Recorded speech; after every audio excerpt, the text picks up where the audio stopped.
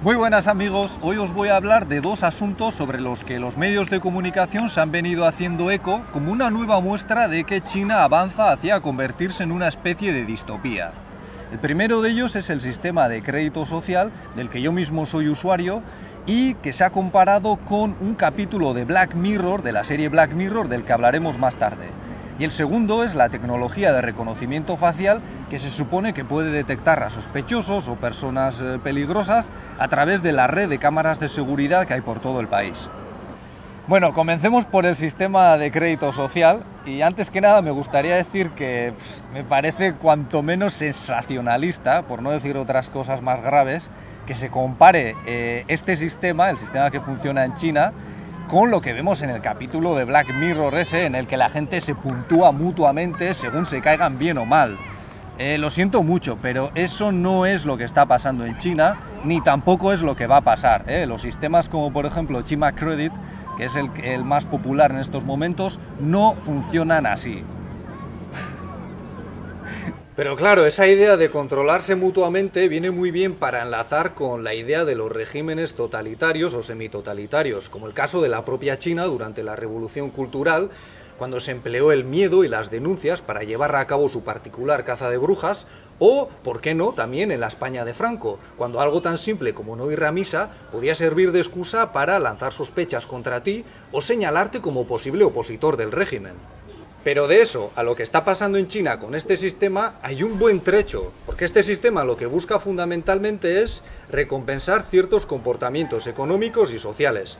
Básicamente, dar ventajas a las personas que pagan a tiempo sus deudas y castigar a aquellos que van por la vida engañando a los demás. Porque China también es un país que tiene una larga herencia de la picaresca y hay mucha gente que piensa que quizás es una buena idea ponerle freno a esta especie de problema cultural.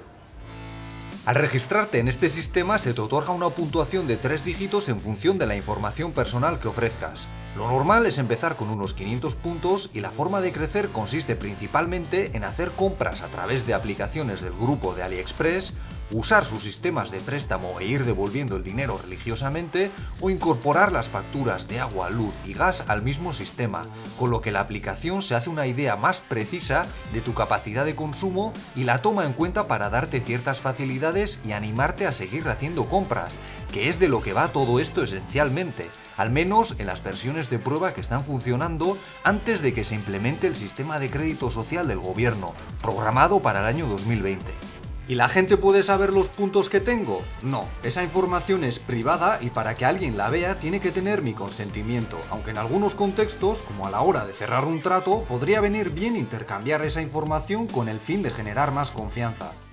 ¿Esto implica una vulneración de los derechos? Pues depende de qué derechos estemos hablando. Si nos referimos al de la privacidad, por supuesto que sí, porque implica que cedamos un montón de datos personales sobre nuestro consumo a una serie de agentes que van a tener el control sobre ellos. ¿Y qué pasa si este sistema decide castigar, por ejemplo, a los aficionados a los videojuegos, como se ha sugerido por ahí? Pues yo, viendo la evolución de este sector dentro de China en los últimos años, diría que es altamente improbable que eso ocurra. A lo mejor me equivoco, quizás en otras etapas sí, pero hoy en día yo creo que supondría echarse piedras sobre su propio tejado dentro de este sector que da muchísimo dinero. Y si hay algo que preocupa al gobierno chino precisamente es que la economía mejore, que se desarrolle y que el sector de los servicios también crezca. O sea, yo a ese tipo de noticias no sé si les veo mucho fundamento. Que repito, igual me equivoco, pero no me parece demasiado factible.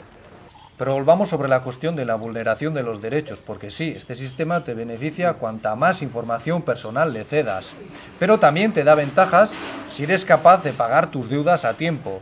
Y esto es algo que puede beneficiar a gran parte de la población china, y es una de las razones por las que este sistema ha tenido un nivel de penetración enorme. Entonces, desde ese punto de vista, la posibilidad de poder acceder a créditos con un interés más bajo o no tener que pagar fianzas por el acceso a ciertos servicios puede entenderse también como algo que favorece a otra serie de derechos básicos como el acceso a una vida digna o a poder desarrollar tu propio negocio, etcétera. De hecho, cuando hablamos de China tenemos que tener en cuenta que aquí domina otro concepto de los derechos humanos que enfatiza aquellos de carácter social, los que tienen que ver con el trabajo, la vivienda, los derechos básicos de tipo, digamos, material económico, mientras que otros derechos que nosotros históricamente hemos enfatizado en Occidente, como el de la libertad de reunión, expresión, etcétera, aquí de momento no son tan importantes, no son tan prioritarios como los países occidentales. Si este sistema se convierte en algo obligatorio y encima castiga a las personas que opinan contra el régimen, ya estaríamos hablando de algo mucho más serio. Pero de momento a mí lo que me preocupa es qué va a ocurrir con las personas que no pueden acceder a este tipo de tecnología. Porque claro, este tipo de avances al principio se nos venden como ventajas. Nosotros picamos y al final se convierten en una parte indispensable de nuestra vida. Pero claro, ¿qué ocurre con todas las personas que no pueden digamos, disfrutar de ese tipo de servicios? ¿Qué tipo de desventajas van a padecer esas personas? Y para terminar con esta primera parte dedicada al crédito social, tened en cuenta que esto no lo han inventado los chinos. Han desarrollado ciertas facetas, pero la idea de este tipo de créditos viene desarrollándose en países como los Estados Unidos desde mediados de los años 90. En cuanto a la tecnología de reconocimiento facial, aquí sí que quizás hay más razones para preocuparse, porque a diferencia del sistema de crédito social, donde se ha especulado mucho con cómo podría desarrollarse, aquí sí sabemos que este sistema está funcionando ya de forma efectiva y a gran escala.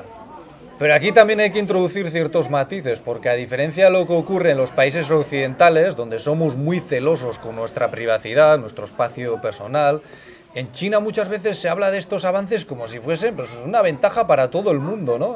Todos vamos a vivir más seguros y punto. Y lo cuentan las noticias, los medios de comunicación, y aquí no pasa nada. A mí personalmente no me agrada nada esa faceta de China, que está llena de cámaras por todas partes y que, bueno, te dicen que lo hacen por tu seguridad, pero que no sabes realmente lo que pasa luego con toda esa información.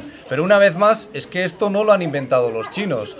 Y en Occidente, los países occidentales, sabemos desde hace tiempo, gracias a personas como Edward Snowden, que esto viene ocurriendo y que se está aplicando por parte de gobiernos muy importantes, sin que hagamos demasiado al respecto.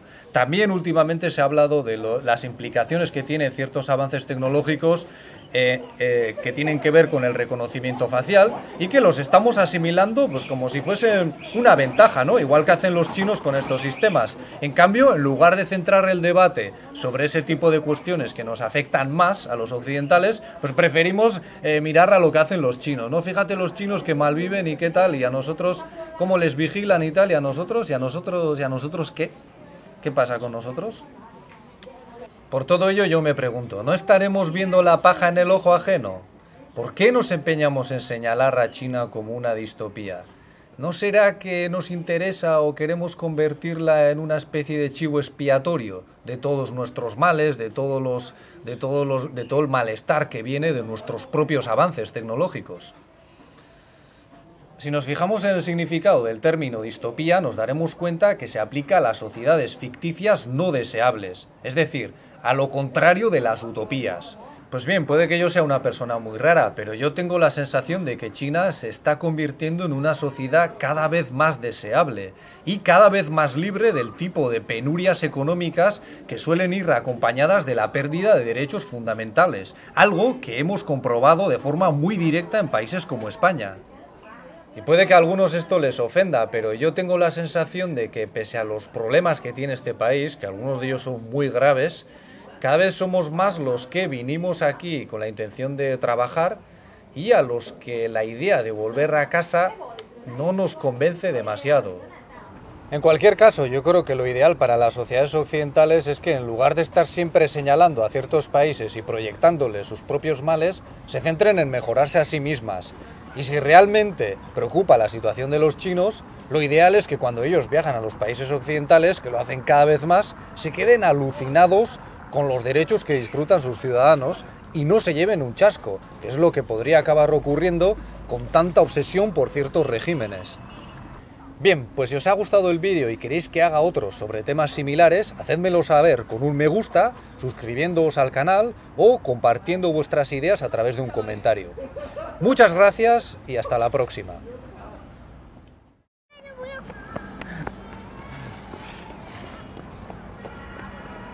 Vale. Esencialmente lo que busca es que quienes pagan sus deudas a tiempo tengan ciertas ventajas y quienes van por la vida engañando a los... Va. Por eso en China este tipo de noticias no han generado un debate tan grande como en los países occidentales. Ya está. Ya está. Qué alto habla la gente. Es que así es muy difícil hacer vlogs en China. Necesitas un equipo de audio muy bueno, como por ejemplo esto. Tenerlo muy cerca.